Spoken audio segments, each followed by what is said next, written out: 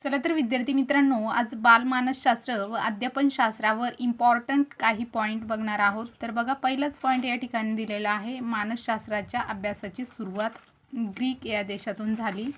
मानसशास्त्राचा जनक Aristotle.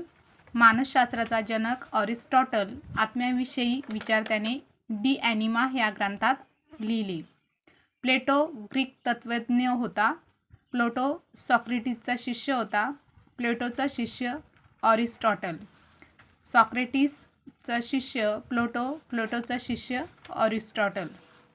Watson वर्तनवादी मानसशास्त्रज्ञ. मानसशास्त्र हे वर्तनाचे शास्त्र आहे असे वॅटसनचं म्हणणं होतं. मानसशास्त्राचा पहिला ग्रंथ डी ॲनिमा होता. डी ॲनिमामध्ये कशाचे विचार होते तर आत्म्याविषयिक विचार डी ॲनिमा या ग्रंथात होते. मानसशास्त्राचा दुसरा ग्रंथ रिपब्लिक हा होता. रिपब्लिक हा ग्रंथ कोणी लिहिला तर प्लेटोने रिपब्लिक हा ग्रंथ लिहिला. रिपब्लिक या ग्रंथात कशाचे विचार मांडले? व्यक्तिभिन्नता, पॉलिटिकल फिलॉसॉफीचा विचार मांडलेले आहेत. ॲनिमल इंटेलिजन्स हा ग्रंथ कोणाचा आहे तर थॉर्नडाईकचा आहे. कोलंबिया विद्यापीठात थॉर्नडाईकने शिक्षण घेतलेलं आहे.